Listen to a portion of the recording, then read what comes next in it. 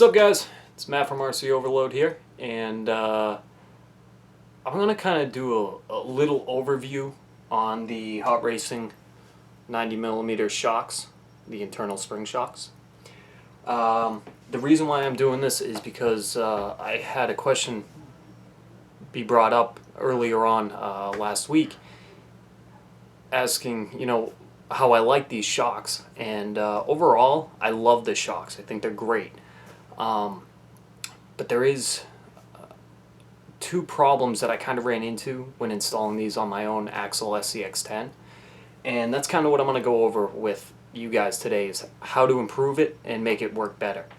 One of the biggest problems that I keep hearing about these shocks is the fact that they work well, but they don't return back into the extended position as well as they should. And I found the fix for that. And so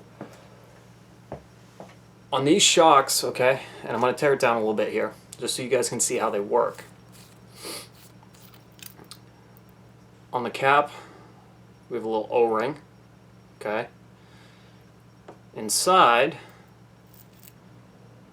we have a spring. Doesn't want to focus here, okay. And inside, there's a little piston, which you guys can't see at all. Maybe, there you go, okay? A little piston with a C-clip. That's fine and dandy. It works, okay? But what I'm going to show you guys here is on these shocks, on the bottom half, this blue part actually spins out, okay? And what you're going to find is an O-ring. Except there's two O-rings inside of there. One's down a little bit further in it. The fix to make it return back to its normal position quickly and efficiently, blah blah blah, is you want to remove one of those little O-rings. So that way all you have is one left still in there, if you guys can see it. Okay? So by removing one of these, it actually cuts down on the resistance of the piston and the shaft when it's coming back out. So now, my phone is always going off in these videos. I really need to remember to put it on silent. But now, if you put it all back together, okay, twist it back on, tighten it up. Now you can see there's quite a bit of resistance, and it comes right back out very quickly. Whereas before, it would probably take a good 10 to 15 seconds before that shaft fully came out, if it even came out. So, and to improve on top of that, the best thing that you can do, after you remove that O-ring, spray a little WD-40 up against that other O-ring. Helps lubricate it, keep it moving even better. Then, remove the top, okay? Get back down inside where that spring is, and you're going to take a little more WD-40, and you're going to spray down inside of there. Not much, you just want to coat it. So that way that piston on the top of the shaft there doesn't have much friction or resistance inside the body of the shock, and everything can move a heck of a lot better. So that's how you improve the performance of the Hot Racing internal spring shocks. Now, like I said, I love these shocks. I've been running them for about 10 months now on my Axle SCX10, and no signs of any non-improvements. Now for the second help. When you first buy these shocks, they don't have any instructions to them. Nothing. You're gonna have to figure everything out on your own. So I'm going to kind of assemble it for you guys so you guys can see how this whole setup is supposed to work. Alright? Took me a couple tries of figuring this out the first time I was installing these. So what this shock comes with is you have a spacer, which will go on the top. You have two swivel joints. One is smaller and the other one is larger. The smaller one is going to go on the bottom shaft. The larger one is going to go on the top of the shock.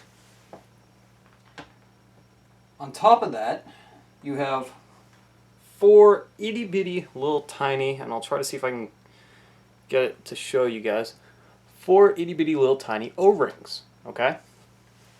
Now, here comes the interesting part. When you go to put the swivel joint on, put it in the top, okay? It's kind of sitting like that. You're going to take your little O-ring, two of them, and you're going to put it on either side of the body. So it looks like that. It's going to hold it in place. Alright, it's going to hold that swivel inside there, but you still get movement. But those O-rings do help return when the shock is moving all around a little bit. It'll help return it back into a center position. So I'm going to go ahead and put the bottom one on as well. Same thing. You put the swivel in, then take your two O-rings, put it on the sides, and there you go. Again, sorry, trying to focus. Very simple, okay? Then you have two screws, okay? Same length. On the top, you're going to have a little spacer that's got an indent in it. Sorry, out of the camera. With an indent in it, so the screw sits flush. That goes against like so. So it looks nice and pretty. Then you're going to take your spacer, and there you go. Okay, so that's how the top half gets assembled. You're going to then put that through your shock hoop with a bolt on the back side of it. For the bottom, same thing. But here's the tricky part. Okay, again, put your screw in, same way as I did with the top. But when you go to put it in, now unfortunately I have the car kind of apart at the moment, so I can't really show you because I've done some advancements on it that's going to be in upcoming videos. I just don't want to show it yet. What you're going to do is you're going to put it in, alright? This is going to go between the two posts that you see on the axle, where the link comes down and goes in.